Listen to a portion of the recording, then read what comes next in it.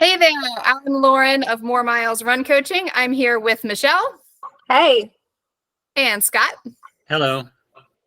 and this is the More Miles Podcast, episode 1. So, we have decided to start a podcast format, and we are kind of expanding from where we've started. We've got a little bit of a library of YouTube videos already that are informational.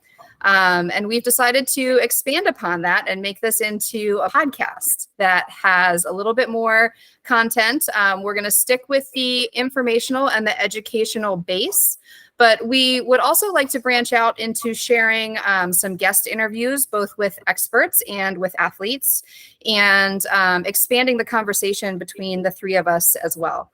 So welcome to the first episode of our podcast. We are learning as we go, so be patient with us as we go through that process.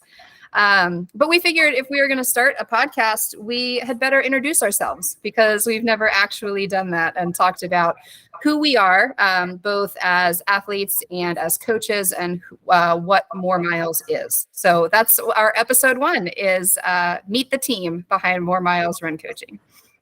And Lauren, so you have to lead us off. So you're our fearless leader. So you have to intro yourself.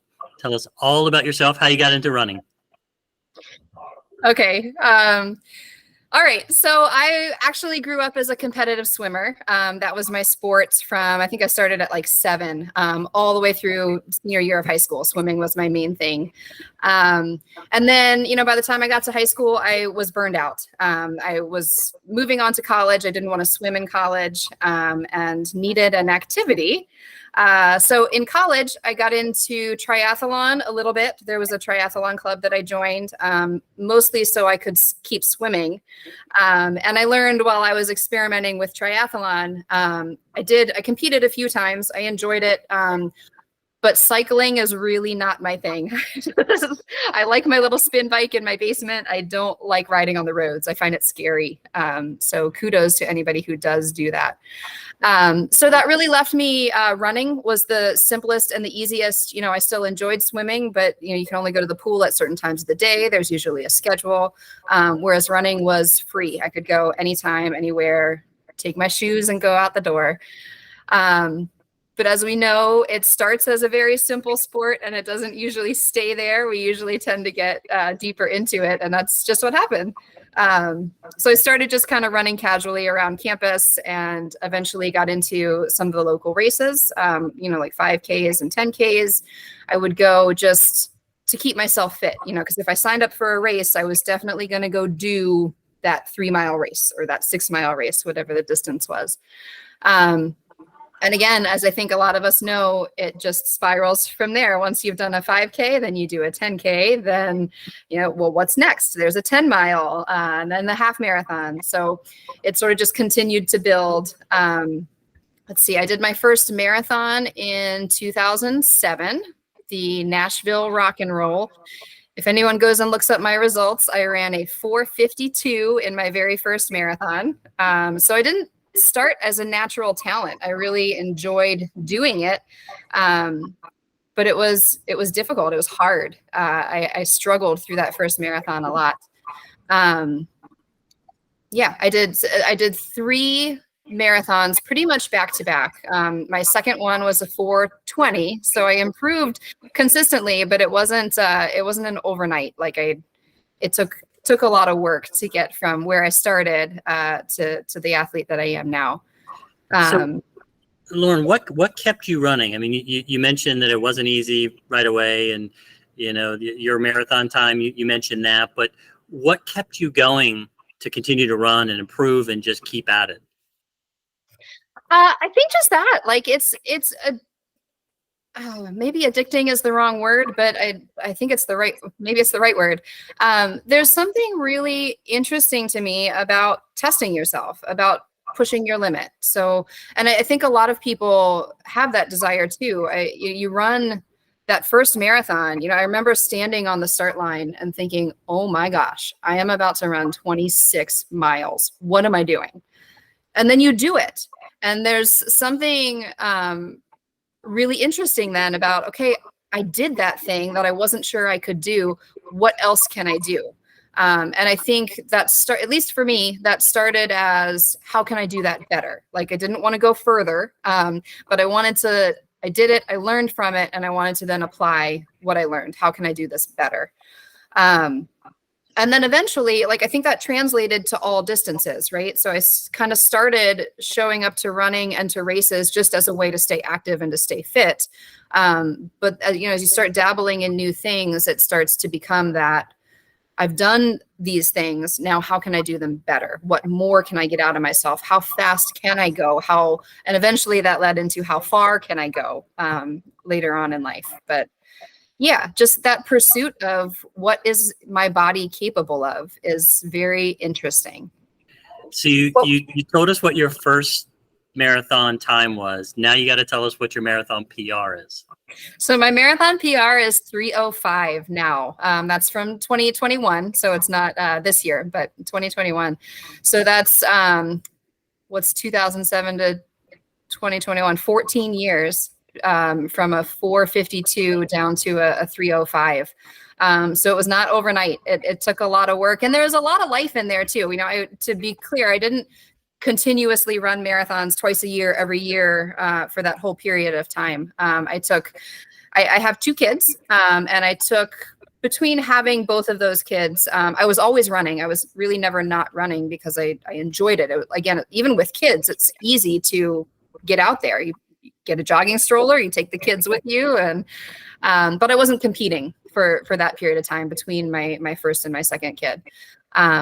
It's a lot of work to chip away from where you started to where you are now. And I hope people see that and understand that for themselves too, that it's a long process. It's a long-term relationship to get where you want to go. It doesn't happen in a training block or in a year or what have you. So you've done some crazy distances. I'm sorry, Scott. No, you go. Okay.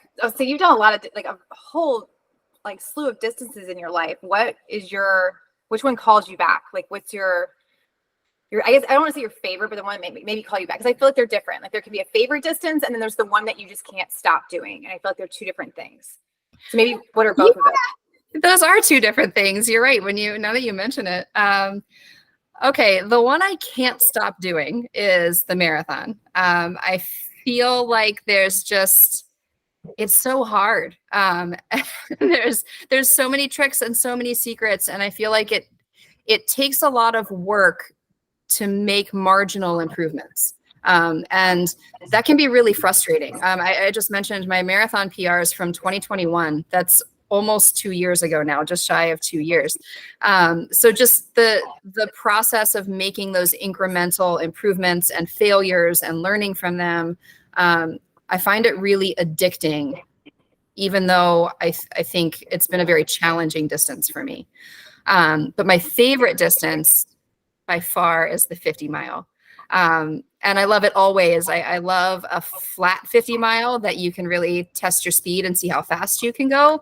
And I also love a really hard 50 mile. I think probably my favorite run ever, I did the Grand Canyon rim to rim to rim, which is the time that I did it, it's almost 50 miles. It's a little bit shy. And it was like a 15-hour adventure, which is a long day. Whereas a flat 50 mile takes you, 6.5, 7 hours by comparison. So I love all forms of that distance. There's just a lot of versatility in there, but it's a single day event no matter what. You go really far, it's really hard, but you are going to sleep in your own bed that night. So I like that aspect of it too. So at what point you're running and you're enjoying it, you're improving, at what point does more miles come in from a coaching business standpoint? Okay, so I really got a little bit more serious about my own training after my daughter was born, my youngest. Around that time, so I had left a job in corporate wellness when she was born. I was a stay-at-home mom. And as I was getting a little bit more serious about my own training, I started having a lot of friends and people that I knew asking me about it, asking for help, asking for advice. So I started a blog, and the blog was moremilestogo.com. And it was just an informational, it was kind of something to fill my time and fulfill the passion I have for helping people and for fitness and wellness. That was just, you know, how to take care of yourself, little things that you can do to move every day, to eat well, little strength training tips, things like that. And pretty quickly after I started blogging, I had friends asking if I would offer personal training.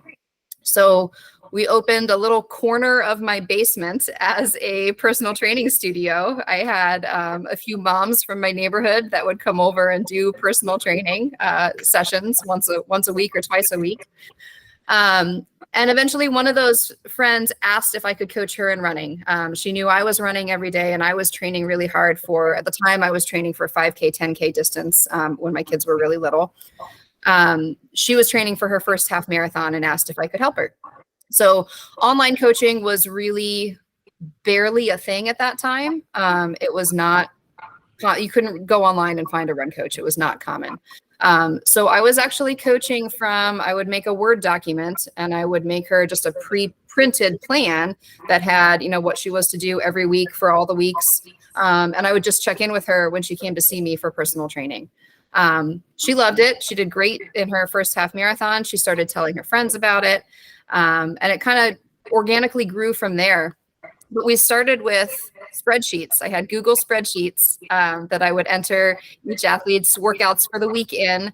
There was no tracking from their watch. I would tell them to go out and do a run, and then they would go back and enter their total distance, total time. And that was it. That was what the spreadsheet was. And we would communicate via text in between. So this was 8 years ago, a little bit over 8 years ago that More Miles started. And then shortly after, you know, within that first year is when the online run coaching business kind of started to evolve and started to grow. And platforms like Final Surge, which is what More Miles Run Coaching uses now, launched around that same time, made coaching a lot more efficient and a lot more effective because the tools that we use now really connect you with your athlete. You know, you can see GPS watch. Everybody has a GPS watch now. That wasn't the case 10 years ago. All of that data uploads into our Final Surge app, and you're really highly connected with your athlete. So when those tools really started coming into play, it really grew and evolved the business and allowed me to be a more hands-on coach to really help a broader variety of athletes, from beginners to people who are chasing, you know, their first Boston qualifier. And really be able to be intimately connected with each athlete and their data and their training as we went. So we started very, very small and grew really very naturally along the way. One of the things I'm really proud of is More Miles Run Coaching has never advertised. We have grown solely from one athlete to we now have over 100 athletes between the three of us, solely by word of mouth from the athletes that we've coached, sharing their experiences and sharing their results. And it's been a pretty incredible process to watch over 8 years. Yeah, that's incredible. That's how we met. That's how I found you. My story was very specific in terms of I was looking for a very specific coach for a specific race. So yeah, I couldn't agree more. It's very organic, and that's a great story. So I think that's where we need to go next. Let's talk about you, Scott. When did you start running, and how did you get into this sport? Oh, wow. So I've been running most of my life. I started running just to stay in shape for basketball. I was in middle school, and basketball is what I wanted to do. And I'll never forget, I was in 8th grade, and I wanted to play high school basketball, and our high school basketball coach came to the middle school and said, anybody that wants to play high school basketball, you have to compete in a fall sport. You have to play a fall sport to stay in shape. I was not going to play football. I would have gotten broken in half. So that left cross country. So I actually tried out for the cross country team. Had never really run before, and very quickly found out that I was decent at it. One thing led to another, and ran in college. And then after college, I kept trying to run after college. And then life got in the way. So I was, a high school and college runner, did pretty well. And then, got a job and started a family. And so I left running for probably, gosh, I would say 8 to 10 years, and started back up. And I wanted to start back up again with a bang. So I signed up for the JFK 50 miler in 2007. But I will say I have to take you back in time. Yeah, I see you're I was calling. going to say, but that wasn't your first. We have No. to tell that story too. No.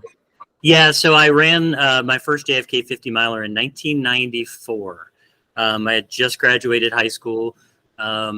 So how old were you? I was 18. I was a young freshman in college, and I had never heard of that race. I had never heard of JFK. I was a runner at Shepherd, so I ran cross country at Shepherd College, and the JFK course on the C&O Canal literally runs right past Shepherdstown. And so I saw a paper flyer in our gym, literally back before the internet, and it said JFK 50 miler. And I thought, okay, well, I've done a long run of 10 to 12 miles in practice. I just have to, do that 4 to 5 times. Didn't think that it was going to be that big of a deal. And when I did that JFK in 94, it started at the high school. So it was before they started JFK in downtown Boonesboro. So we actually had to run that extra mile. And to this day, I don't know how I didn't run 51, but anyway, so it was an extra mile. But yeah, so I did that in 94. Literally did not have a thought afterwards of doing it ever again. Forgot about it for years and years and years. And then when I started to get back into running again in my adult life, I said, let's go jump back in with a bang right into JFK again. And so I did it in 2007. Took a 1-year break, did it again in 2009. Took another extended break, and then got back into it again in 2019.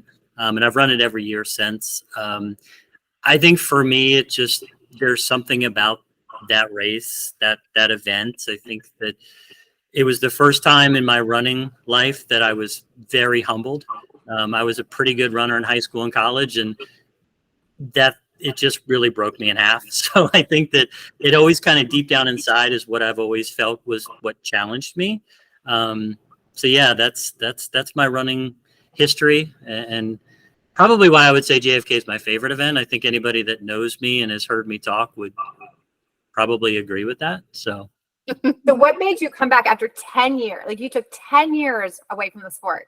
What drove you to come back after all that time? Life. I think that life passed me by very, very quickly. Before I blinked and I realized, oh my gosh, it's been 10 years. And I really hadn't really exercised much at all. I was very much that person that got caught up in life, and it's very normal, and didn't really do much exercising. I didn't run. I didn't really keep myself in too good a shape. And I blinked and it was like, okay, it's been 10 years. And so I need to get back. I need to get healthy. I need to start moving. I just decided to revert back to probably the most painful thing I've ever done, and then do that again. So yeah, but I think it's just what I've heard in a lot of different athletes and runners and just people in general. It's, life just passed me by for a little bit of time. So yeah. I love that. It's again, that kind of theme of just, there's something about pushing your personal boundaries. That's what draws us to this thing. So JFK 50 specifically being your favorite event, and I think your favorite distance. But what other distances do you enjoy? What other distances have you done in addition to, not everybody just jumps into a 50 miler at 18 and then again as their first event back. But I know you've done a lot of other things along the way too. That's not the only event that you've done. Yeah, growing up, I was more of a short distance specialist. I've got a twin brother, and he was an incredible sprinter. He did the 100 and 200 in high school, and I did the 800, 1600. And so I was a middle distance specialist, and I loved that. I just loved going fast. Once I crept into 5K, I started thinking that's a little bit long for me. I'm too fast for that much of a distance. 5K is still probably one of those events that I really enjoy it. It allows me to go fast. But still it's considered a distance event. Marathon, I've done a handful of marathons. I mean, I've probably done more 50s than I have marathons, but I do enjoy the marathon. Probably would say the half marathon is a little bit more enjoyable than the full. It's kind of odd. I look at the full marathon as I don't want to say my least enjoyable distance, but it's kind of right in the middle for me. It's not my sweet spot, but yeah. So, but I've done every distance and enjoy them all. But 50, yeah. For sure. All right. So Michelle, we've got to jump over to you now and hear your story. When did you start running and what brought you into this sport? So, like you, I was a swimmer growing up. I did not run. I hated running. I did everything I could to avoid running during any type of anything, gym class, whatever. And even my high school coach, my junior year, we got a new high school coach, a specialist swim coach that came in, and he had us do running warm-ups around our building of the indoor pool. And I almost quit the team. I was like, oh, I don't run. It was maybe a 1/10 of a mile. I mean, it couldn't have been very far. And I was about to literally quit my lifelong journey to avoid running at that point. So to say that I'm here now is definitely a crazy turn of events. But I didn't start running until I met my now husband. When we joined a gym, he would go out and run, and I just kept seeing him go out every day and running. And I had kind of put on the freshman 20, 25, got out of swimming in college. Again, like you, I was not quite a D1 swimmer, and I went to a D1 school. I tested water polo for a semester and realized that was not for me. And so I saw him running and thought I should probably start getting back in shape, and just ran with him. I ran my first 5K. I literally thought I was going to die. I was 25, and I kept up with the 5Ks in and out until I had my son, took a year off, came back to 5Ks. I think I did a 10K, and that was it until my youngest was born. And after she was born, I was working part-time, and it wasn't until about a year after she was born, I was officially diagnosed with postpartum depression and OCD. It took a whole year of like mental decline to find that. And so running was the only place I felt safe during that time in my life. Like I knew I was in control of things. It was quiet. I was meditative. And it was the next best thing I'd found as an adult to swimming, or swimming was very meditative to me. Like even in a hard workout, I was just kind of staring at a black line and in a rhythm, and running kind of slowly replaced that. And then from there, the distance started creeping in. Like I did a 5K and then a 10K and thought, well, this has gotten kind of easy. I hate to say that because I wasn't truly racing. I was finishing races. And then it went to a half marathon and thought, oh my God, am I going to die doing this? And I didn't. And I was like, wow, that was cool. Let's try another one. So I started marathon training, and it took me 3 tries to get across the finish line for the marathon. I got injured once, I got sick once, and then that third time I made it across in DC in 2019. And that was a huge win for me. So it was kind of a journey to get there. It took, say, 12 years to get to across the marathon finish from the time I started running to finishing my first marathon. That's very cool. A lot of people, I think, when they get themselves into running, feel kind of that pressure to like marathon is the thing that a lot of people are doing now. And it took you 12 years to jump into it. I actually think that's really cool that you stayed in that 5K, 10K half marathon zone for a while and enjoyed yourself there and used it as what you needed it to be in that moment. I think that's very cool. Yeah, it took a lot. I mean, it was a lot to get. I think that's what made it so sweet is I'd had 2 failed attempts at getting there. I had gotten sick my first attempt, like right before the race, which kind of was sad. And of course, I have no luck in marathon training. Zero. No marathon turns out well for me. The second one I was injured and had to withdraw. And then my third one was still a struggle, but it was nice to actually finish and see that finish line. And it meant so much to me. I took every person that helped me get across that finish line. I dedicated a mile to each person, 27 people, and had them pick songs for each mile that I could listen to. So it was just such a huge thing. It takes a village to really get you across that finish. So that was a huge deal. It's still my favorite marathon I've ever done. That's really cool. Yeah. So Michelle, I'll ask you the same question I asked Lauren in terms of just like what kept you going, the amount of tries, the amount of times with the marathon distance, and that's a daunting, challenging distance. So 1, what kept you going, and 2, what's kept you going since then to keep going? So I think I'm competitive. So with myself and with others, and that's always been, I guess, it can be an asset and a flaw at the same time. But the first two failed attempts, honestly, are what kept me going, because I knew I could do better. I knew there was still that distance in me. I knew I could do it. I just needed to overcome the physical and mental demons to do that. But also having two failed attempts, when I said I was going again, each time I'd said I'd go again, there was people in my life who kind of, I could tell, doubted. There was like, kind of a look or a comment like, okay, here she goes again. Oh, she's going to do another 20 miler. Let's see what happens. So I needed that to, I think, mentally to like say, I did this. I finally did it. It might not have taken the first try, but I had I had the grit to keep going. I think that's what I needed, was just to keep going. And now to, still that competitive spirit is, I know I can keep doing better. So it keeps pulling me back. And that distance, I'll say, like we talked about our distances, the half marathon day in, day out is my absolute favorite, but the marathon just keeps sucking me back in. And because it's such a hard distance to conquer and do well. So it took you 3 attempts to complete your first marathon. Now, how many marathons have you completed? So I've completed 3, and I have gone through 7 training cycles, which is ridiculous. I love it. I'm less than 50% success rate, but we keep going. So here's a question for both of you. We talked a little bit about our favorite distance.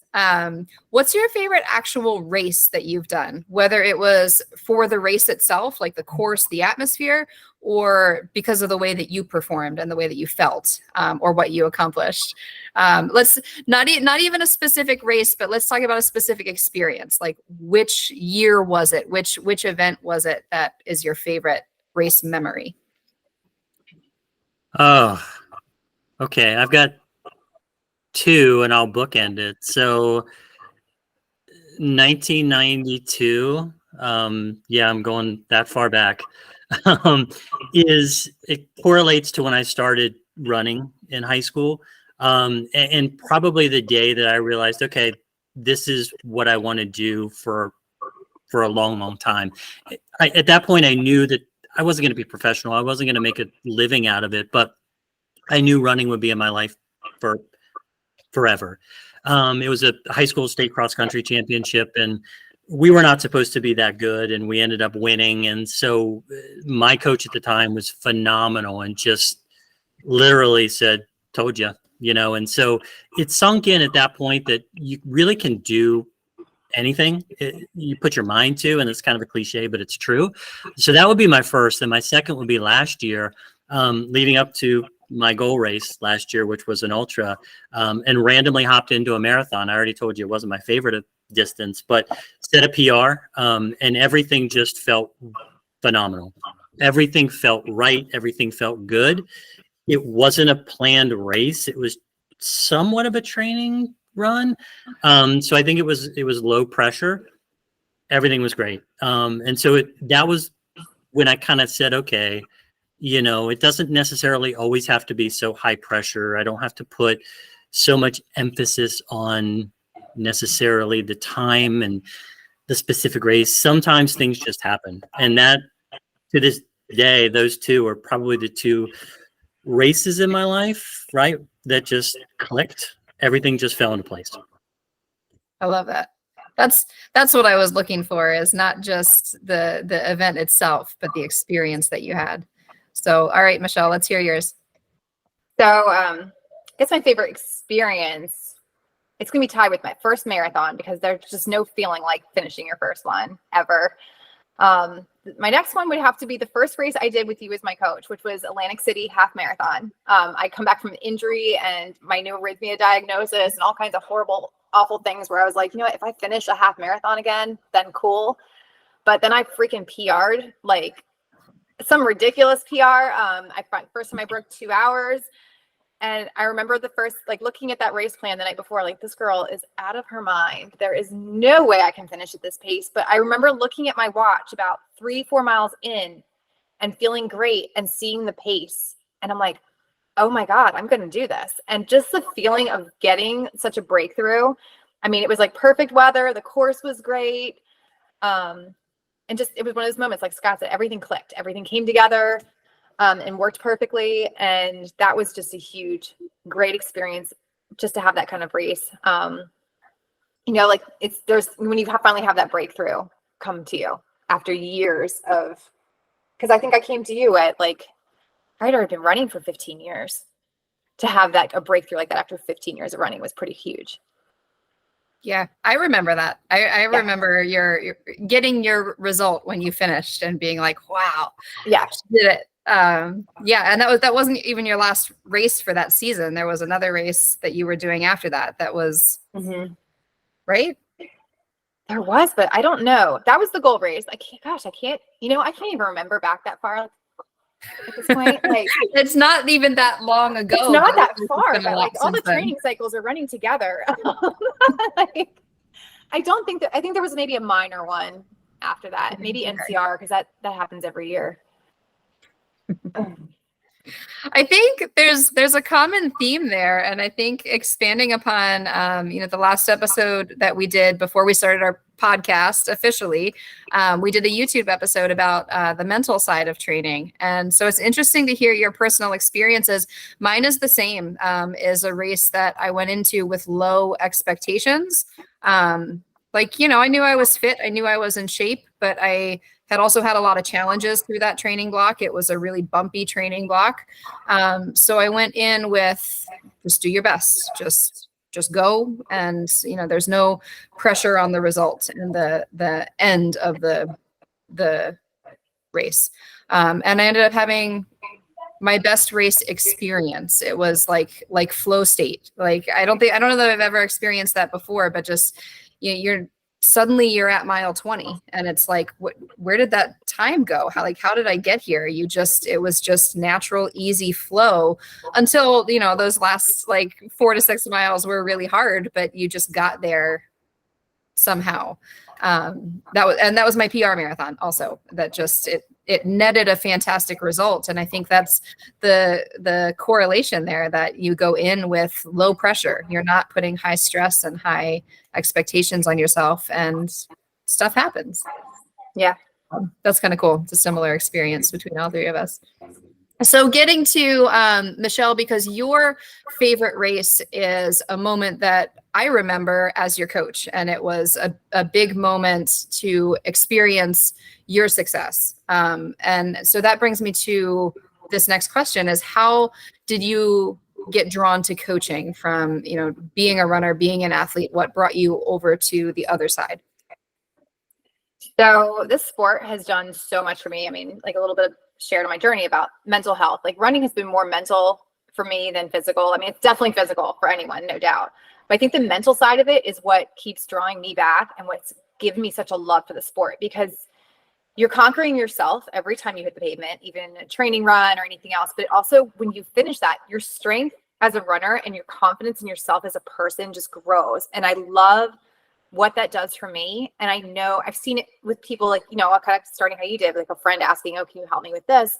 And seeing that sense of accomplishment that people get and seeing them change their lives is just so huge that I just wanted to learn everything I could about the sport to share it with other people, because I just think it's something that no one should be shorted of if they really want to give it a go. I mean, it's definitely not for everyone. I'll say that.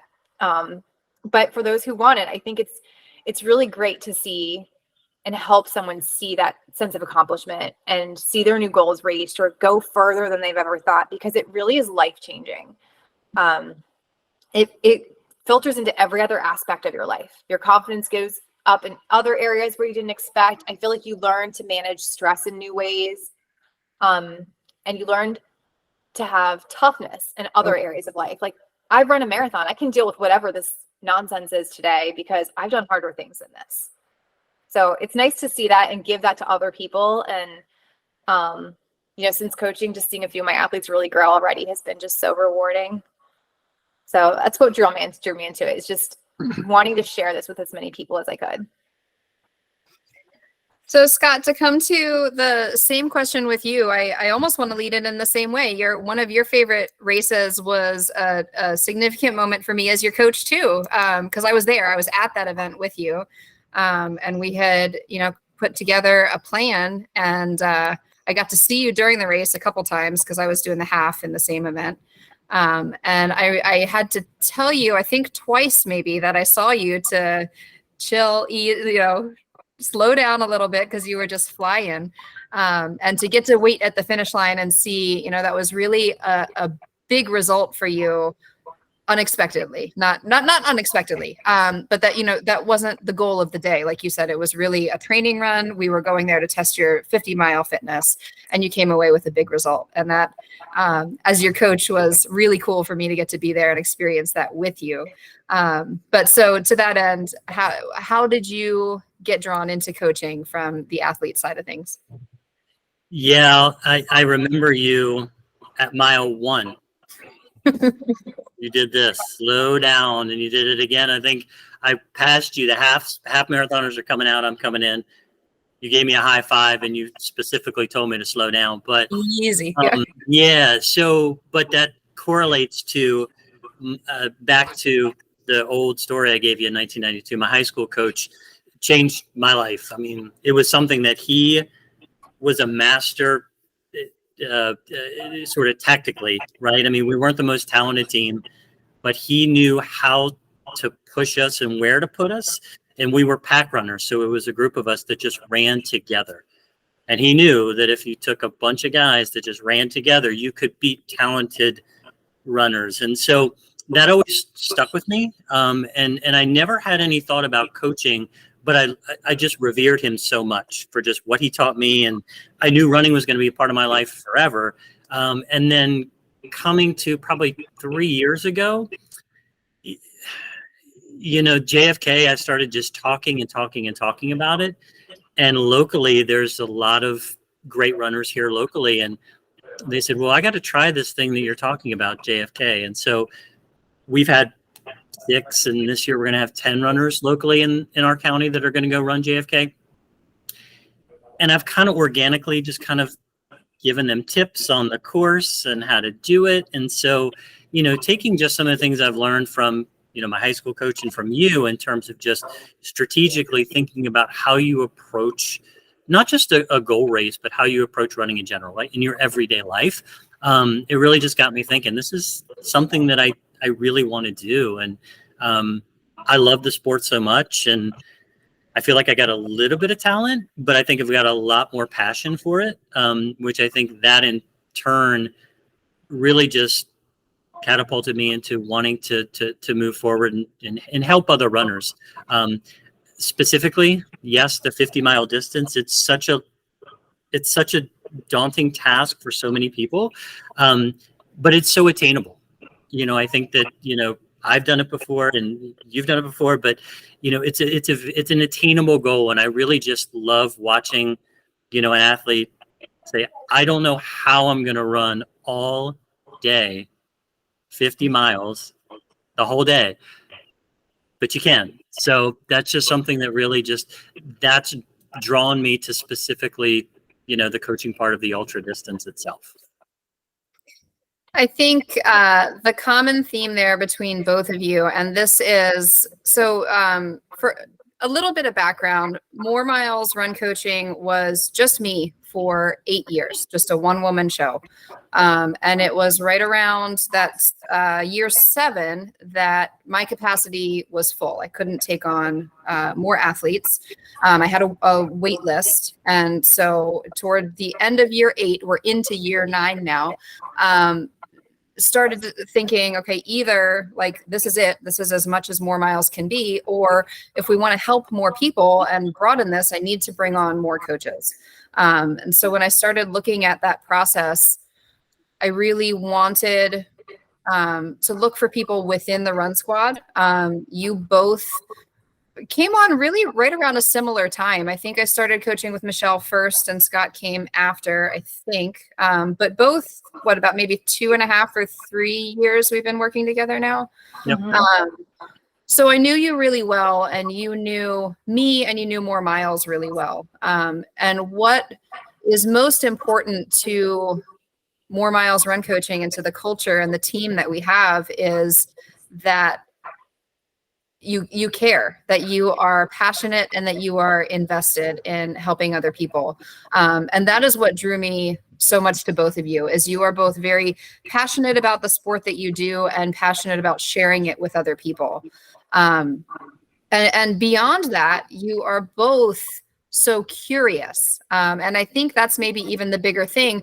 You know, I like to say that people have to know how much you care before they care how much you know.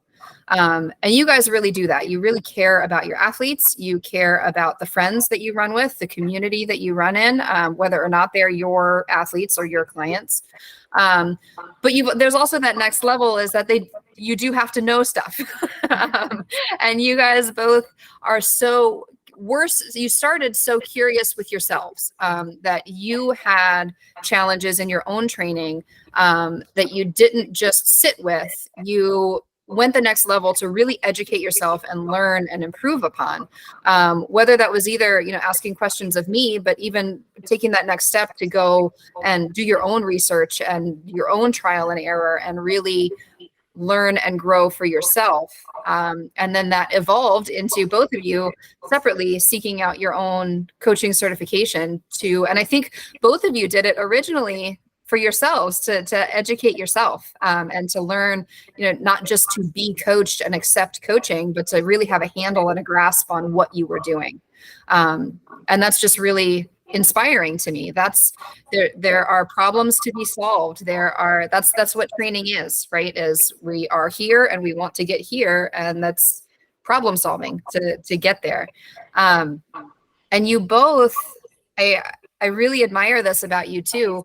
Before we started working together, you both were coaching other runners for free just because you wanted to help and you saw that there was a need and you wanted to help people get started or find the next level in their journey.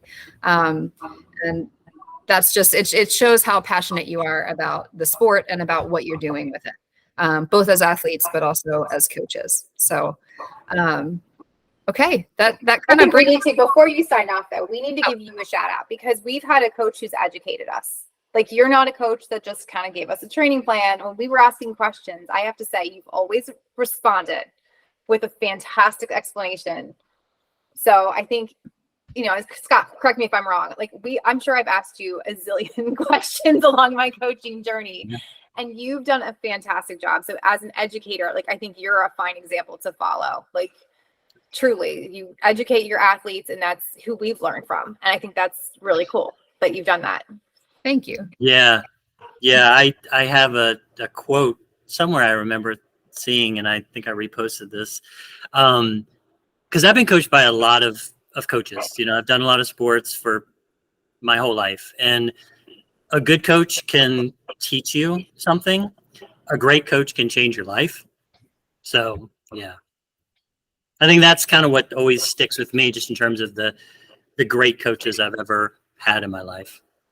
That really means a lot. And that's where my passion is in educating I am happy to coach someone who I think a lot of us want to just follow a plan and have kind of that weight of having to think about it taken off our shoulders.